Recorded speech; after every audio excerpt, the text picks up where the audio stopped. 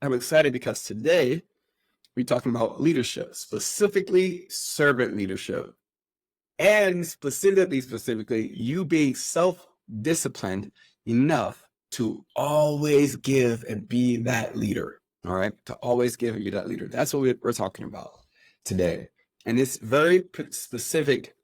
It's very specific because there's so much when it comes to leadership. And while we're on this entrepreneurial journey, while we're on this journey to building up our leadership skills, or we're on this journey to financial independence, it's going to require tons of self-discipline and also really a lot of leadership. You can't necessarily get to financial independence on your own. All right. So whether that's you building up a team, a business, or whether that's you building up a clientele base, whatever the case is, you're not going to do it by yourself. There's going to be other people there. And leadership in any way, shape, or form is a huge piece. I'd like to think that I'm a leader to the clients that I work with, every day. I like to think that I'm able to guide them and mentor them as well. I like to think that. I don't know if that's just something that I like. Maybe it's just me. Now, this is the Bonnie Johnson Michael wrote 12 or the 21 Irrefutable Laws of Leadership. It is a fantastic book. I would definitely recommend it. This is not sponsored, YouTube. I did not put that this is a sponsored thing, but I would highly recommend that you guys grab that book and read it as well. A lot of the stuff that we're going to talk about today is not from this book specifically, but don't worry, I've got that on my itinerary for things we will talk about here on the podcast when it comes down to it. But this is going to be for a separate type of video today, for a separate type of podcast. Today, though, I want to talk about basic leadership that I learned from the Marine Corps, actually, and very easy principles that you can use, actually traits that you can use. And the Marine Corps has it down. The Marine Corps has it down. And the crazy thing is that it is so difficult for people to be a leader or learn how to become a leader because they don't have the blueprint. They don't. This is the success blueprint. So I got the blueprint for everything for you. But everything that when it comes to success, I got the blueprint for you. Right. And so I'm going to provide you those blueprints. But I want to talk about that for a second, right? Why is it so challenging for people to become a great leader? It's because they don't have the blueprint. They don't have the recipe, right? We have recipes and blueprints for so many other things, in life, right? Like, how to write a book. There's all types of blueprints out there, right? You learn it throughout school. You learn it as you start to prepare, writing down little things. You get little practice here and there. Even there's blueprints for how to start a business, right? There's processes in place for starting your own businesses to help you out. It might not be like the easiest to come by if you don't have much opportunity or if you don't have many resources, but it's out there, right? And so it's the same thing when it comes to leadership. It's very difficult because nobody has the blueprint. And the Marine Corps listed it out perfectly. There's a lot of times that I love processes, lists, and things like that organizations create, and I like to take my own spin on it. Not to be a Marine Corps shill, but the Marine Corps has it down when it comes to leadership and their explanation of it. So as we talk today, I want to talk about how the Marine Corps defines leadership, what their leadership traits are. We're going to have another chat, hopefully actually next week, on the leadership principles of the Marine Corps. And they definitely differ. Like traits are a trait of, are a characteristic of someone. When you see them, what traits do you see in them that exemplify leadership? Great servant leadership at that, and with self-discipline. And then principles are the commandments that a leader lives by, right? That's just very different. So I cannot wait to be able to do that next Thursday, right? By the way, Thursdays, we talk about leadership here. And here's one thing I want to be able to do. Let me tell you guys what, okay. So by the way, Mondays is for accountability and goal setting, goal tracking, right? Or tracking in any sort of way. Tuesday is about finance principles, finance products, finance education. Wednesdays is about strategy and Q&A and things like that.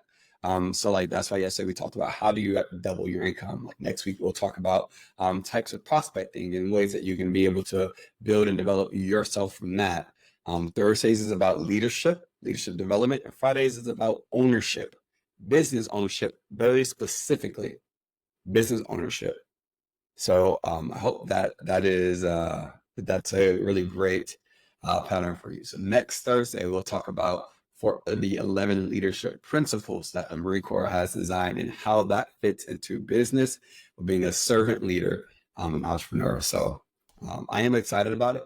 After we do talk about how the Marine Corps identifies leadership, we're also then going to talk about the 14 leadership traits.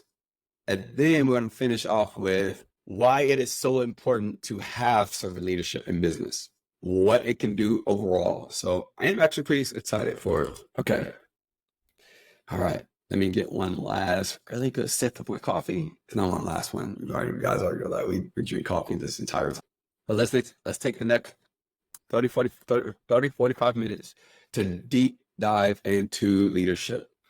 So the Marine Corps identifies leadership as, and I want to make sure I am saying this verbatim for you guys, the sum of those qualities of intellect, human understanding, and moral character that enables a person to inspire and to control a group of people successfully.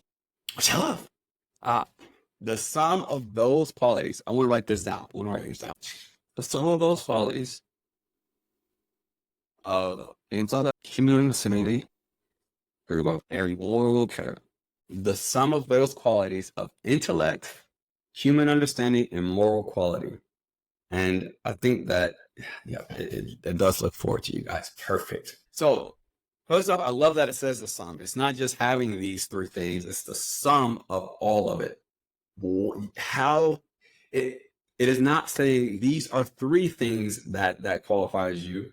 Right? It's saying because of all three of these pieces in like totaling it up, and then you use that sum to inspire and control other more people's success. Okay? So let's break it down. I love breaking things down. Intellect. Why is intellect in that? Right? A lot of people feel like you don't necessarily have to be smart or knowledgeable in order to be a leader. I think that's very false.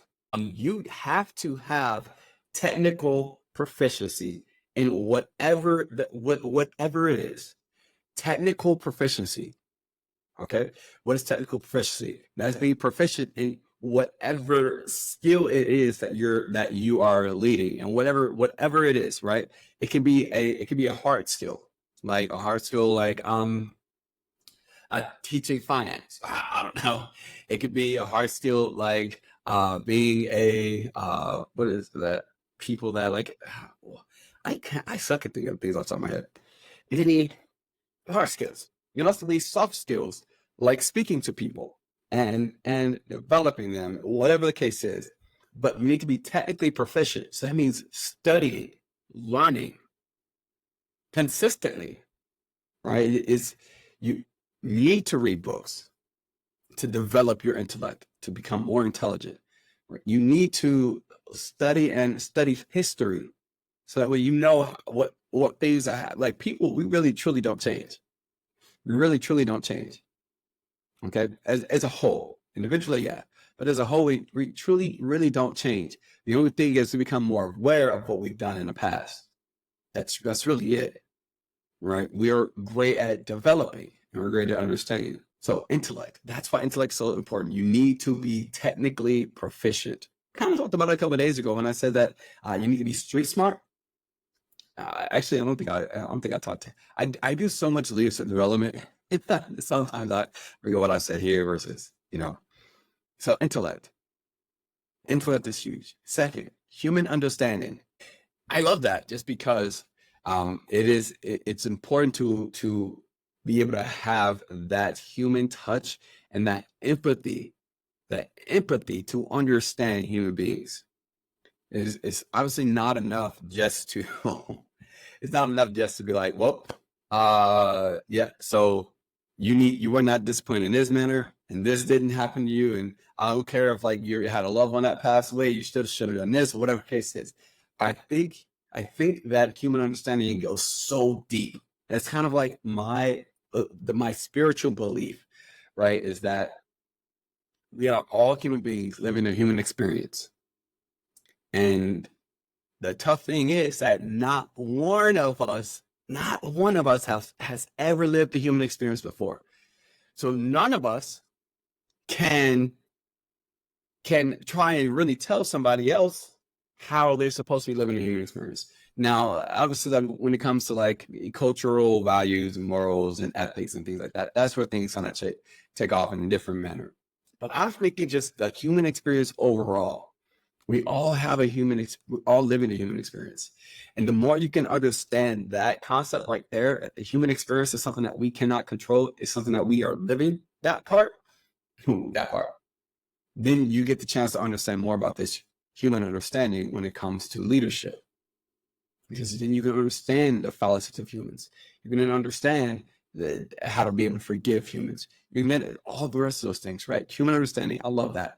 And then third is moral character, your moral character, the ability to build your moral compass. I think a lot of pieces of that is courage as well, right? The courage that you must have in order to develop other people. You have to develop your courage. And that's actually pretty tough. I think probably of all of these three things, the one that your followers have to emulate the most, or the one that is most visible of the three of these of you to your followers is probably your moral character. When you're doing what's right all the time, that's something that they see the most, right? They can feel that you understand humans, right? They can feel that you understand humans, and they know that you're knowledgeable and intelligent. But one thing that they see all the time is your moral character. So it is the sum of the three of those combined to be able to inspire and to control a group of people successfully. Now, when you say control, like, what do you mean? Do this? No, you're not. I'm not talking about choking somebody. It's speaking specifically of to be able to overall control a group of people to get them from here to there, to move them, okay, and to inspire them. Now, I prefer the term inspire, but it's the Marine Corps, right? It's control. It is the Marine Corps, so control. But really, utilizing those three is how you inspire someone. It's how you inspire someone with your intellect, your human understanding, your moral character. That's how you inspire someone. And so, because that's the blueprint to inspiring somebody, you're able to do that successfully. And that's where leadership is totally defined. So leadership is totally defined. Man, I do love the Marine Corps' definition of leadership. I definitely do love that. Okay, so what are traits of a leader? What are traits of a leader? God, that's so good. So the Marine Corps has 13 leadership traits, 14 leadership traits. And for those of you who are in the Marine Corps, you learned it a crap ton. You learned it a lot. I was a drill instructor in the Marine Corps. I don't even know if I've ever shown you guys my picture. One second. For those of you who are on Spotify, and just so you can see, just so you can hear, I'm showing you right now a nice picture of me enjoying my time with a young person. We were definitely enjoying the nice sunlight outside. We found a lot of leadership training and development with those recruits in my time, but mostly screaming at them and yelling at them to scream back at me 14 leadership traits, something that recruits must memorize. And I love that. Because it is. I still remember it. I still remember it to this day. And it's been 10, 11 years, right, since I was in boot camp. I still remember it to this day. Now, do anybody remember it? I don't know, but I committed it to heart, to memory, because I was like, that is how you be a leader. That's the traits of a leader. I gotta remember that always, so that way I can always go back to it. Right, my leadership blueprint. My leadership blueprint is based on the Marine Corps blueprint, and I will never change it. I'll never change it because I love it. It is so perfect. It is very basic, very simple. All right. So what are those leadership traits? We're going to talk about all 14 of them here, just for a brief second on each one. So that way you guys can be able to understand it.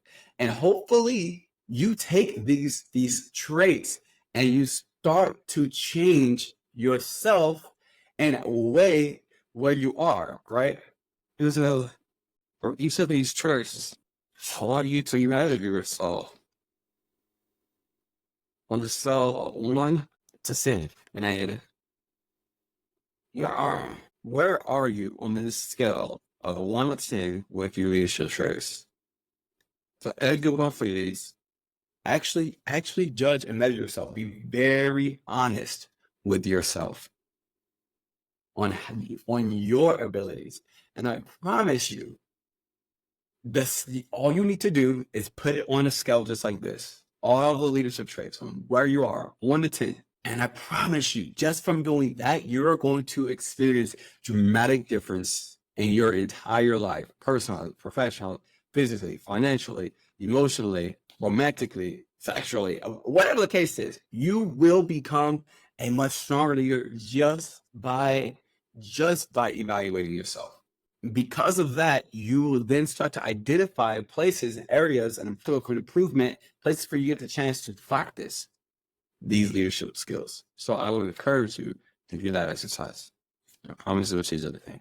So the first leadership the first leadership trait is justice.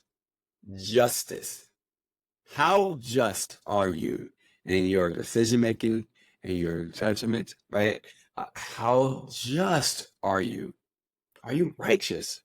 Are you consistently doing things in a manner that provides fairness across all assets? I did a podcast episode years ago, and one of the leaders, or one of the people one of the guests, she said, fairness ain't always fun. I think it was fairness. I can't even remember at this point, but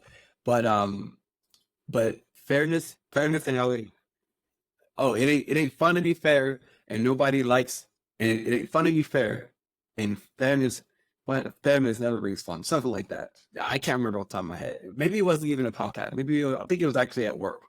I think it was actually at work. I hired a new general manager, and I was talking to her about how I need her to be just and fair.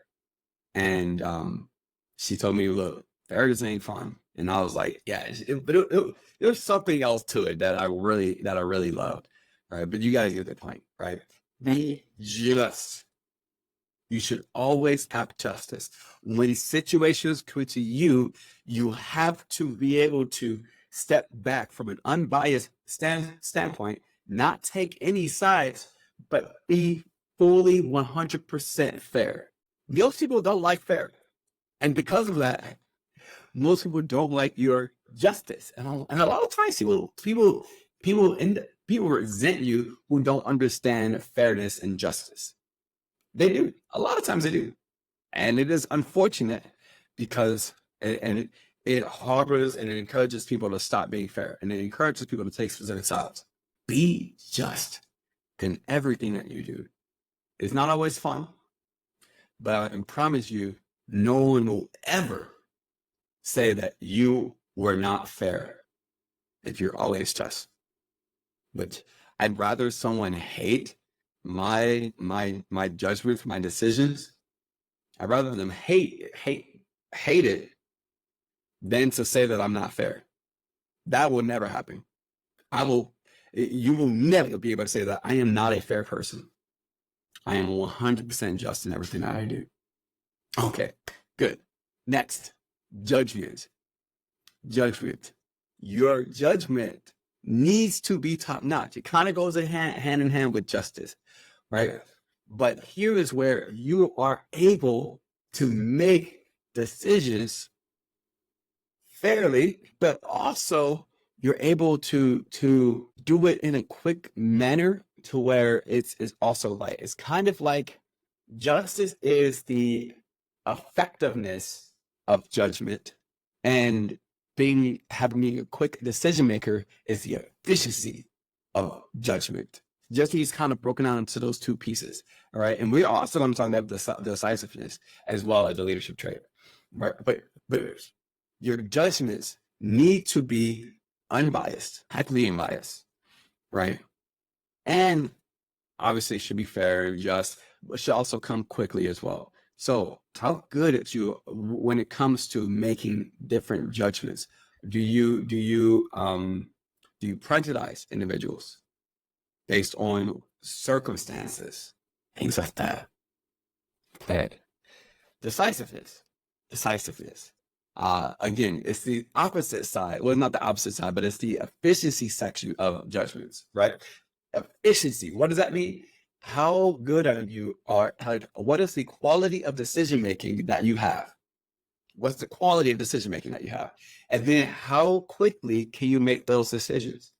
And in like a split second, can you make a decision that will ultimately be able to take care of the situation, whatever it is? Or there's 80-20 rule where like 80% of people are going to be happy with your judgment, 20% of people won't, right? Or 80% or your judgment solves 80% of the problem and 20% you take care of later, right?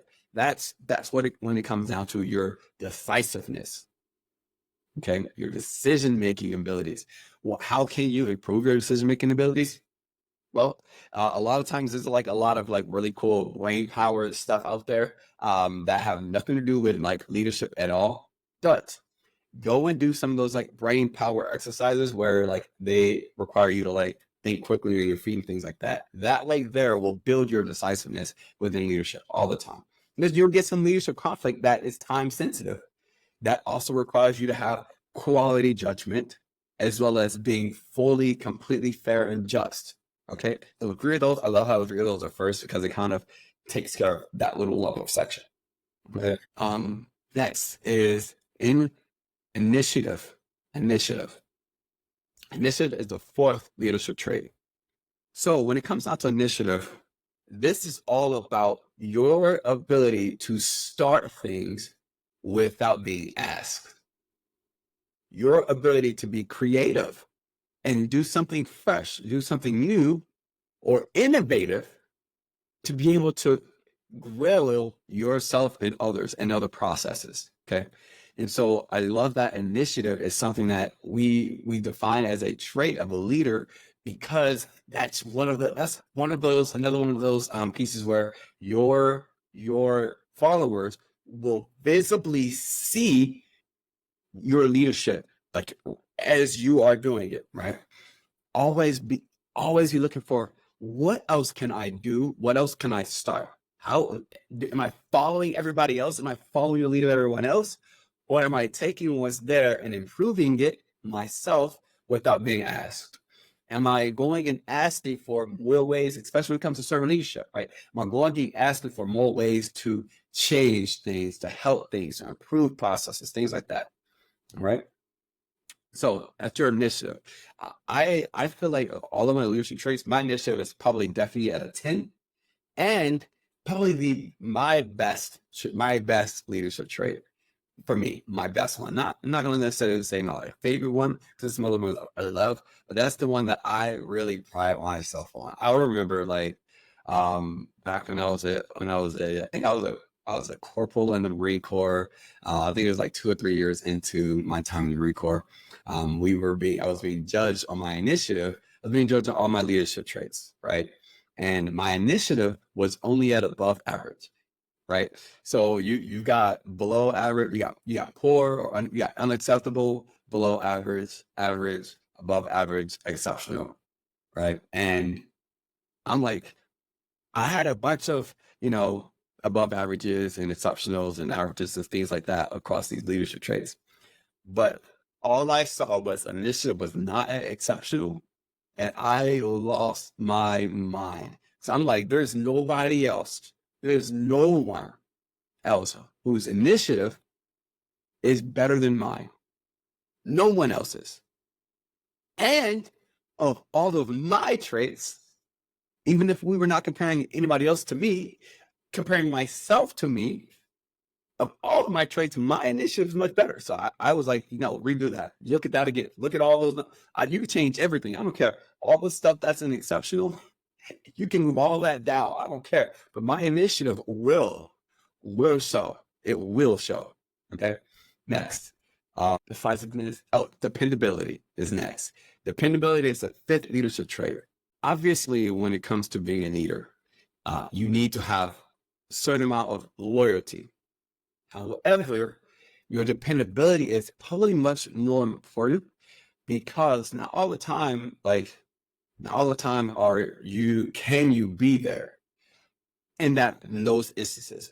But your followers, your people need to be able to depend on you to make sure that in any instance you will be able to solve the problem, or that you would attend, right? In any instance that they need you there, you will be there.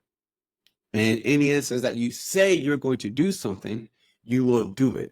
They need to understand that itself, right? They need to understand that. So the amount of dependability, based on how dependable you are as a servant leader, will make sure that you're building yourself, right? That trait is also very important, because people cannot trust you. If they cannot trust your work, they're not going to follow you. They're not going to want to work with you. They're not going to be able to build you up.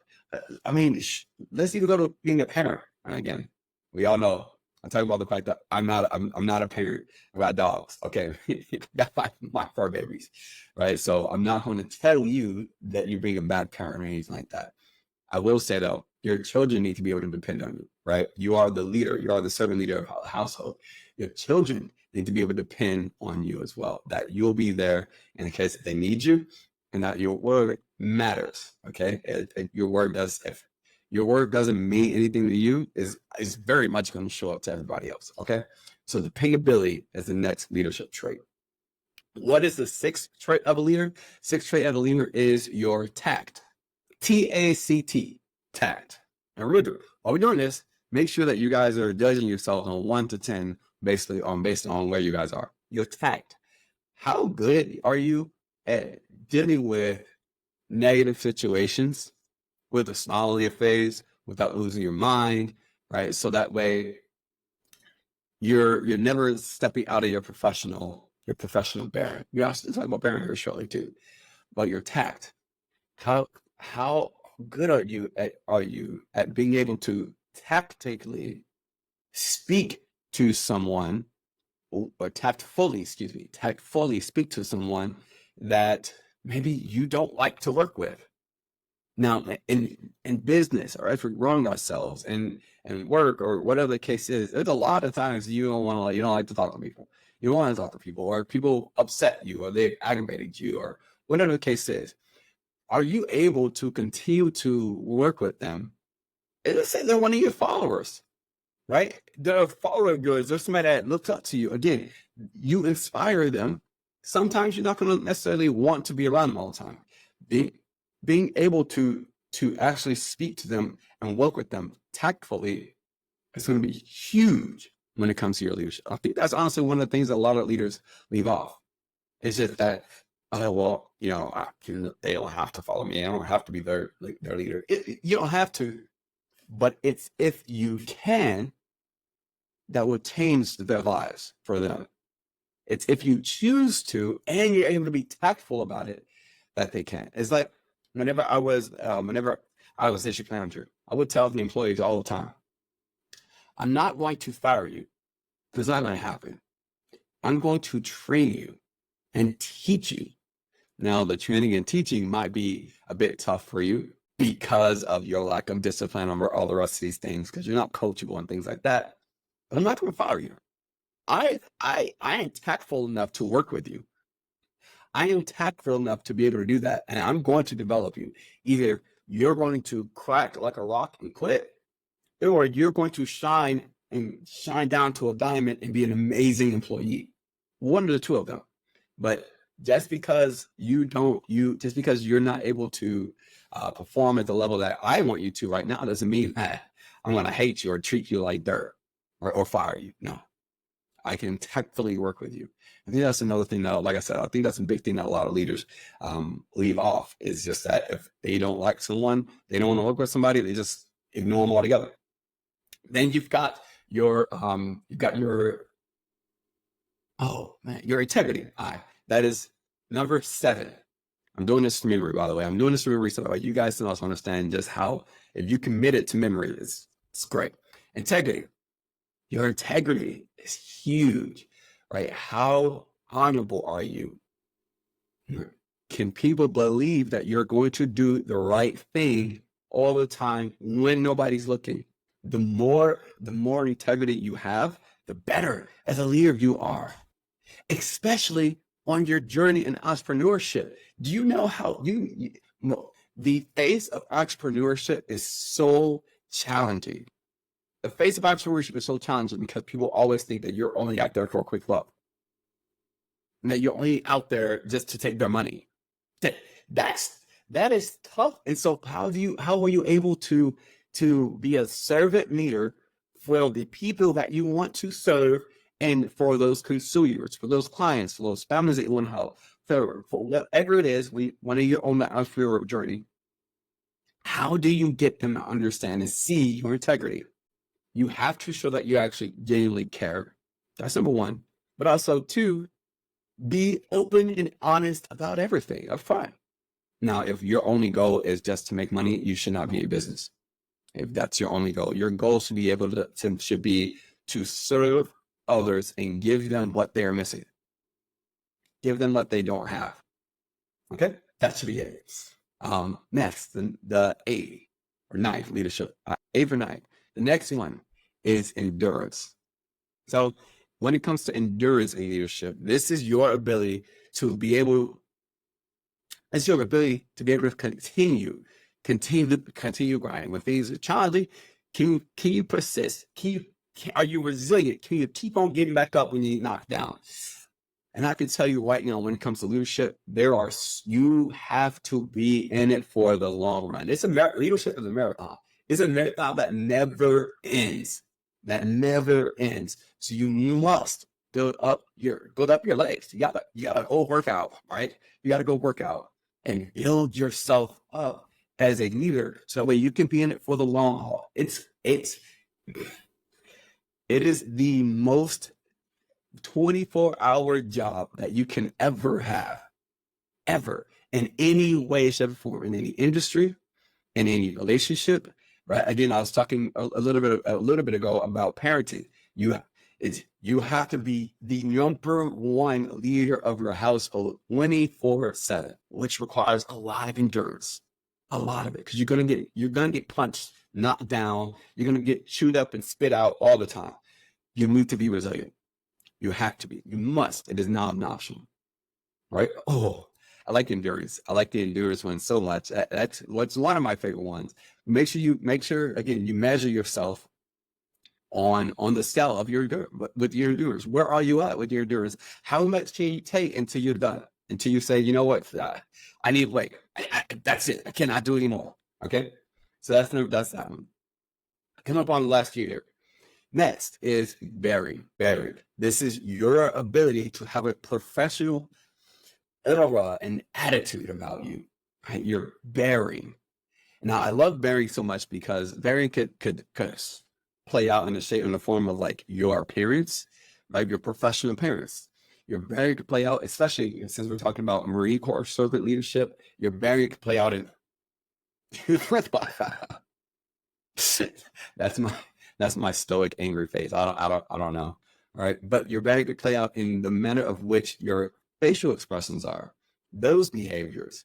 Right, you're very when it comes to business and entrepreneurship, you want to look like a businessman. Now, I'm not saying that you have to dress up in a tuxedo and a suit all the time. That might not be very for this situation, but it's very situational. But your bearing is also your attitude as well. What is your attitude? What does your attitude look like? all the time. Right? Whenever you're dealing with people, how do you present yourself? Do people see you? Do they see you as a leader who is confident, or do they see you as a leader who's just learning? Right? Having that authority or presenting that authority really is what allows you to increase that variance. And a lot of variance is about confidence as well. A lot of variance is about confidence as well. Next, the next leadership trait that you must have in growing yourself and building yourself, your entrepreneurial journey, while leading other individuals, is unselfishness. How I love unselfishness. Putting other people above yourself all the time. All the time. It can be really challenging because a lot of times it feels like nobody else is going to look out for you. And I felt that a lot. Like nobody else is going to look out for me. I got to look out for myself. And that's very true. But you have to adopt this different culture and mindset of, okay, nobody's going to look out for me. I'll take care of myself later on. For now, what is my priority? Who is my priority to, though? Because if you can find a manner of fulfillment by taking care of other people, then you are pouring into yourself by taking care of them. I think that's a very different thing, right? There's not people that are wired that way. I'm glad that I'm not wired that way. I'm glad that I'm wired in a way where just by taking care of other people, that's feeding and fueling me and my motivation, right? And so if you can at all kind of change your fulfillment to that level of unselfishness, you're going to be a really good spot. But it is challenging because a lot of times you do need someone else to take care of you. And I promise you, if you're around other leaders, other people will also take care of you, right? They also will. Next is your courage. Your ability to do what's right, even when you know that there's going to be challenges. Your ability to run straight into battle, run straight into gunfire, even when you are terrified. Now, one thing I really love is that success does not come from being fully confident all the time and doing everything like a cakewalk. It does not happen. That's not going to happen. You are going to experience fear. You are going to experience difficulty. You're going to experience times where you know that whatever you're about to do is going to be extremely tough and extremely challenging. But having the courage means that you still go out there and face it regardless. And that happens so often in leadership. As an example, not to get too much to them, but like a brief example. Let's say that you have a leadership conflict brought to you amongst your team, the people that you're around, and you have to make a judgment and be decisive, right? And be fair and just, because those are traits of a leader, right? You have to do that. A lot of times you're going into the situation knowing that someone, if not both people, are going to be upset at you, at your judgment. But again, it's going to be fair. You have to still make that, you still have to be courageous and walk right into it and deal with it, right? There's other examples that are very easy, very clear-cut examples of courage, but I would put that one out. How do you build your courage? You practice it more. You just do it more. You practice it more often. That's it. Knowledge is the next leadership principle. Knowledge is like I talked about a little bit ago with what are the keys to inspiring someone? Intellect, right? Your knowledge, you have to be knowledgeable about whatever it is. You have to. You must. Obviously, if you don't know about whatever it is that you're doing, you're not going to lead someone. You have to be technically proficient. You have to be able to get the job done, whatever the job is, whatever it is. Let's say that you're being a parent. Again, a parent.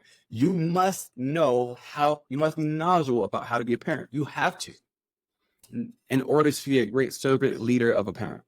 You have to. That's not an option. It's like you actually have to be. Right? Or let's say something like in my business, I can be a leader, but I need to be knowledgeable about products that I'm able to help families out with. So I have to be able to teach and be a leader of my products, my financial products, right? Retirement plans. You need to be knowledgeable about taxable accounts. I need to be knowledgeable about debt and credit management. I need to actually know how to do that stuff. I need to be able to help out clients in order to be a leader to the team that I'm built up, right? If I'm in the business of good work. I need to be knowledgeable about woodwork, even if I am not even doing the grinding of the wood, or whatever it is that they do. I don't know if they do laser stuff nowadays for cool work. If I'm a business owner and I'm running a franchise, I still need to be knowledgeable about all the positions in my store, in my restaurant, in order to be a leader. You have to be. So you must be knowledgeable. Coming up on the last two here, we've got the second to last leadership trait is loyalty. I talked about dependability, and that's your word, right? As a leader, your loyalty is, where does your heart rest? Where does your heart rest? At least that's the way I see it. Your loyalty is where your heart rests. And so if your heart rests with the people that you are inspiring, that's loyalty. If your heart rests with your family, that's loyalty. Wherever your heart can go back to take care of everything and build other people up, that's people that you care about. That's your loyalty. That's how you know that is true. A lot of times as a leader, not to be honest, a lot of times as a leader, we have to step away from the group that we're loyal to in order to build them up. We have to go and do something else, deal with some other crazy circumstance, just to be able to come back and build them up. A lot of times we put ourselves at risk of something. We put ourselves through or eager to go and learn or deal with something or manage something, so that way we can improve ourselves, so that way we can be able to better enhance the lives of those that we are inspired. Loyalty, that's loyalty. You're putting yourself through the ringer, so that way where your heart lies can have a much nicer bed to be able to lay in. Okay, and especially when it comes to being an entrepreneur, especially if you're building a team, you must be loyal to them, or you must go and do what you have to do, so that way they can have a nice bed to sleep on. All right, and last but not least is your enthusiasm. I love that the Marine Corps added this leadership trait onto a leader, or defines it as part of a leader, because I think that a lot of people feel like leadership is boring, and they feel like when they are a leader, they have to always be stoic. But for me, I definitely feel like a leader is expressive, and they love being a leader. It's just like they love people, how I love being unselfish. They love being able to make those decisions and make those tough decisions for other people. It fuels them. They enjoy being able to be very fair. They enjoy all the leadership pieces that we just talked about. They enjoy being very dependable. They enjoy giving their word, because they know that when they give the word, they are going to follow through. They love that. They love taking initiative. But I think that wrapping up all of the 14 leadership traits, enthusiasm, I think is probably the most important, because with enthusiasm, the rest of them all come together like glue for that leader. That's a huge piece for me. That's a huge piece for me. So we talked a lot about those leadership traits: justice, judgment, decisiveness, initiative, dependability, tact, integrity, endurance, bearing, unselfishness, courage, knowledge, loyalty, and enthusiasm. Those were the 14 leadership traits. Those are traits of a leader. Now remember, actually judge yourself on all 10 of those, or 14 of those, on all 10 of those, from a scale of 1 to 10. And again, I promise you, you do that just by doing that alone. Not even taking the time to start working on them just yet. Just by doing that alone, your leadership skills and abilities will already dramatically increase, just because you sat there and you were completely honest, radically honest with yourself. And it's going to improve in all areas of life: financially, physically, romantically, emotionally, professionally, personally, whatever the case is, it will dramatically improve just from doing that alone. And then those opportunities start to present themselves. I think it's called transregressional. I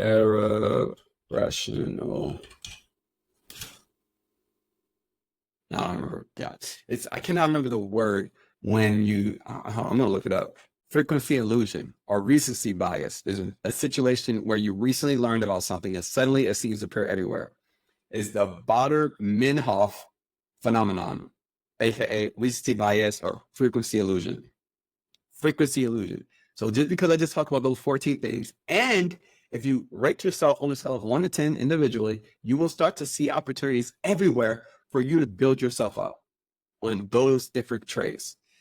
Again, traits are the pieces that are inside of you that makes you a leader. Like I said, next Thursday for the leadership day, we're going to talk about principles, and those are the commandments of which a leader lives by. That part I cannot wait to talk about as well. But tomorrow morning's podcast, we are discussing business ownership. Specifically, what is 1099 income? So that way you can start to get an understanding. Because a lot of people I do know that I speak to, they want to become an entrepreneur. They don't understand salary. I mean, they understand salary income. They understand wages, but they don't understand 1099 income. And so we're going to get a chance to break down 1099 income tomorrow so that people kind of have a little bit more understanding. It's not so foreign. And you also see the benefits of having 1099 income, also the things you should be careful of and watch out for 1099 income as well. And really all the rest of that piece. So tomorrow, Fridays, business ownership days, and I cannot wait to talk about that. I definitely encourage you to like the video, like today's live stream, so it can push out to more people who need to hear and learn this kind of development pieces, and really to get the blueprint to success. Right? Today was about the blueprint to leadership. Tomorrow is about the blueprint to business ownership. Right? And so I'm really excited. I love being able to do this. I'm always at the bottom of my coffee, so I hope that you guys leave comments and questions down below. Which are your favorites? How would you ultimately rate yourself on those 14 leadership traits? Do you feel like there's other leadership traits that should be included in that list? Because I would love to honestly hear it. And also, what are some of the things that you guys have come across as you building yourself up as a leader, right? As you are building yourself up as a servant leader, an entrepreneurial leader, a business leader, a leader of your household, in whatever way, shape, or form. I'm excited about it, but thank you guys so much for being here, hanging out with me today. I do appreciate the 4 viewers this morning. That is awesome. Already this morning, we're up to 4 viewers, so feel very free to share this with your friends, family, leaders, followers, and anybody like that. So you guys have an amazing day. I really look forward to seeing you guys soon.